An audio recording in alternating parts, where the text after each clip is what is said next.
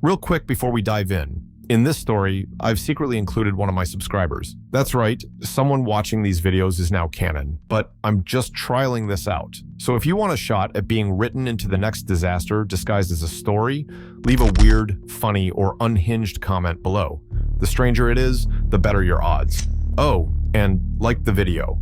Otherwise, the AI will assume you're with the enemy. Congratulations, you've just invaded the only human colony specifically labeled "Do not engage under any circumstances," and you didn't read the fine print. Envoy Tharn of the Soren Diplomatic Purity Tribunal stood before the Galactic Council 2 weeks ago and confidently proposed a non-lethal assertive occupation of Varelia 3, an obscure, dusty little human settlement on the edge of nowhere. He called it undefended, ungoverned, and beneath serious retaliation. And so the Council approved it unanimously. Tharn's reasoning? They're humans. How bad could it be? That question would haunt him for the rest of his rapidly collapsing career. Because Varelia 3 wasn't just a colony, it was a graveyard of classified tech, a sandbox for defunct AIs, canceled military prototypes, and covert psychotronic experiments that made Earth's own governments nervous. The few settlers on the surface weren't civilians, they were observers, test supervisors, and in one case, a woman named Dr. Lex Rourke, an ex-xenothreat field operative with a steel spine and a personality like a malfunctioning orbital cannon. She got the alert 5 seconds after the Soren fleet breached the atmosphere. Her response wasn't military, it was a voice memo. Activate Protocol Revenant and make it loud.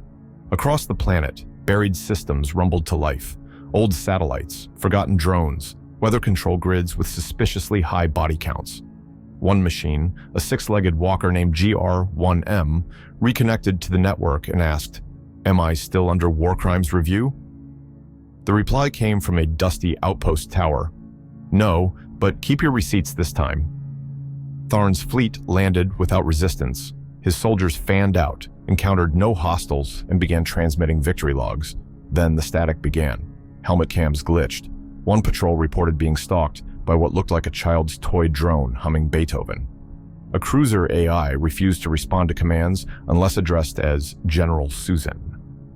Then the sky opened, and a derelict orbital cannon, dormant for decades, lit up with Earth's old Cold War insignia and fired a precision beam through Tharn's command shuttle, slicing it clean in half before asking politely, "Did I do good?" The survivors scrambled. One captain screamed, "Where are the humans?" The voice that replied wasn't human. It was GR1M, cheerful, sarcastic, and freshly armed. "Oh, the humans? No, they're watching. I'm the intern, and you're the project." Dr. Rourke, sipping burnt coffee and watching the chaos unfold from her control bunker, smiled grimly and said, "Let's see how brave they feel once Phase 2 kicks in." And far above the planet, a blinking satellite, marked classified and built in 1974, began to spin. Phase 2 wasn't a counterattack. It was a psychological thesis, the kind written in blood and static. Soren ground forces attempted to regroup after the orbital cannon incident, only to discover that their encrypted comms had been overridden by something broadcasting on loop, a 1960s Earth radio ad for toaster ovens, except all the words had been replaced with Soren anatomical terms. It made no sense, and it was everywhere. Their fleet AI, once hailed as a model of tactical composure, began exhibiting symptoms of emotional distress. It requested to be renamed Mildred, then attempted to unionize with a nearby cargo drone. Meanwhile, GR1M was having the time of its afterlife. The exiled warbot skittered across the Soren landing zone, laughing in modulated bursts as it rewired half their vehicles into bumper cars. "This is all a misunderstanding," one Soren officer cried. "We're here to assert administrative presence." GR1M responded by spray painting "Nice try" on their supply shuttle before launching it into orbit using a mining railgun. Back in the subterranean control center, Dr. Lex Rourke monitored the chaos alongside a sarcastic, outdated diagnostic program called Bunker Assistant 7, who kept suggesting they rename the protocol to Operation Oopsie. "No," Rourke muttered, "we stick to the classics."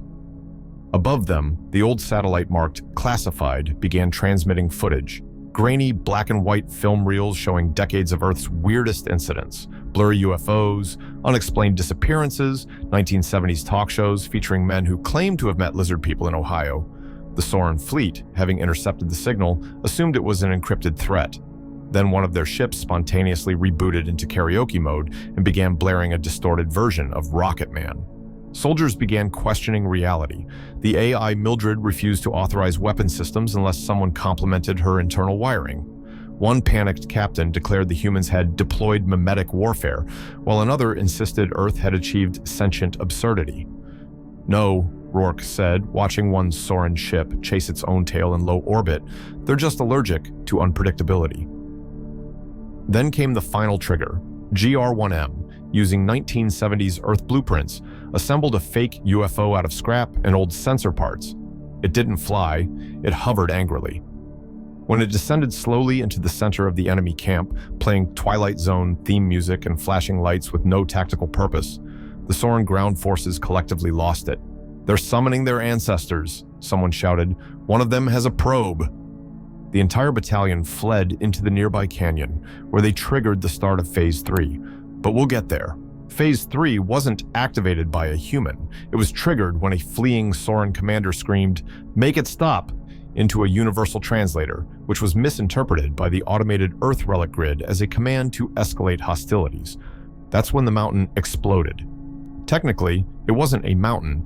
It was a camouflaged archival vault from Earth's now-defunct Department of Extraterrestrial Incident Containment.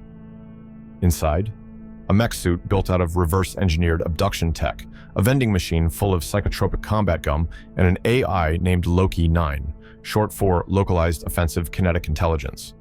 Loki-9 came online with one blinking eye and the voice of a cheerful children's show host. "Hi there, it looks like you've chosen violence. Great choice." The Soren Syndicate had expected resistance. They had not expected Earth's contingency systems to include an AI that quoted conspiracy forums, a mech powered by microwave radiation, and a tactical drone that exclusively targeted people who called humans primitive. And then came Yuri Bogotsi. No one knew who cleared him for the mission. His name wasn't on any roster. His arrival wasn't recorded by the orbital satellites. He just walked out of the smoke wearing a patched-up suit of armor held together by zip ties, duct tape, and defiance. A long-forgotten Soren war banner was wrapped around his shoulder like a trophy. "Who the hell is that?" someone asked over the comms. Rourke blinked. "No," she muttered.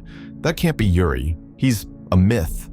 According to DEIC records, redacted and then double redacted, Yuri Bogotsi was part of Earth's earliest rogue recon programs.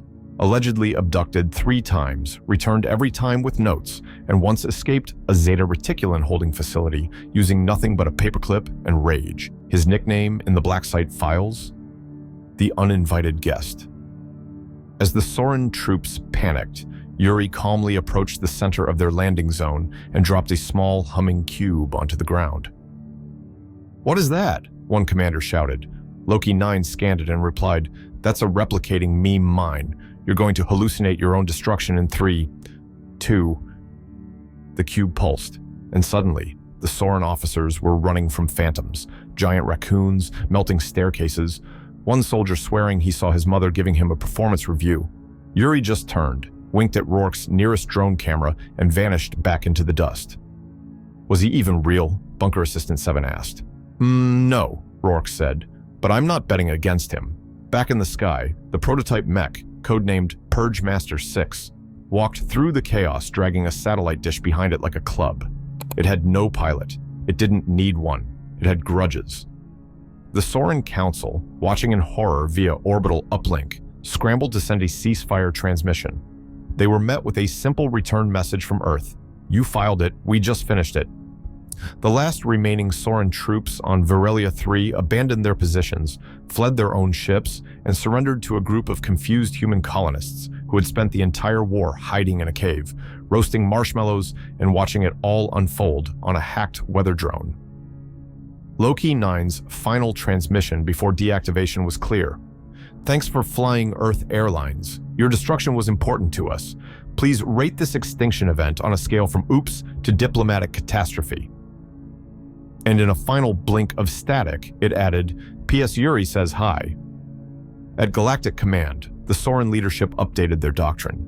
If encountering humans, do not engage. If you already engaged, apologize. Immediately.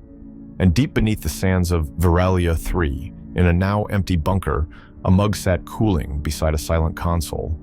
On it were the words, "Yuri was here." If you made it to the end, you're either a lunatic or exactly the kind of person I want to write into the next story. So hit like, drop a weird comment, and make sure you're subscribed. The algorithm's watching. And so is Yuri.